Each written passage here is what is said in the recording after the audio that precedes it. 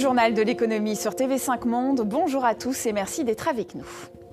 C'est un accord remarquable, même s'il ne va pas résoudre tous les problèmes. La phrase est signée par le représentant américain du commerce. Après plus d'1 an et demi de bras de fer entre les États-Unis et la Chine, ils ont annoncé vendredi un accord commercial partiel. C'est un premier pas vers la fin de la guerre commerciale.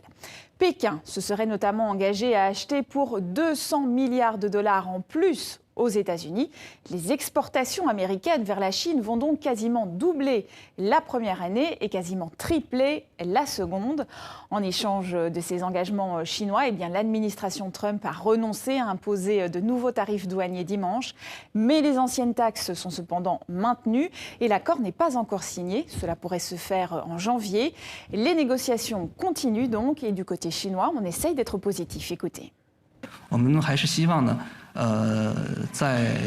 Nous espérons toujours que dans ce contexte de ralentissement de la croissance économique et commerciale mondiale, nous continuerons nos consultations sur la base du respect mutuel et de l'égalité. Nous devrions aller vers des annulations progressives et des suppressions totales de droits de douane.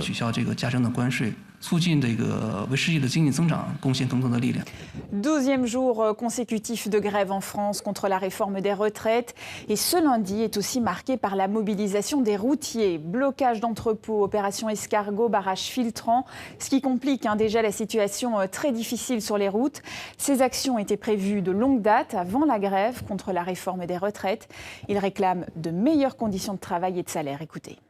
L'ensemble des salariés et des militants réclament des augmentations de salaire qui sont très minimes depuis de nombreuses années et qui font que la profession est très dégradée et que d'ailleurs elle manque d'attractivité puisque plus personne ne veut aujourd'hui faire ce métier. Et les grèves dans les transports inquiètent les fabricants de jouets dans l'Hexagone. Après un Noël 2018 gâché, ils craignent de nouveau un recul des ventes.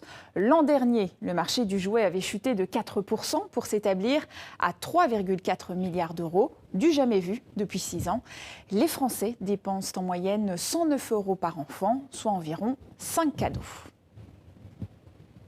Dans l'actualité économique également, Boeing pourrait décider d'arrêter la production du 737 MAX.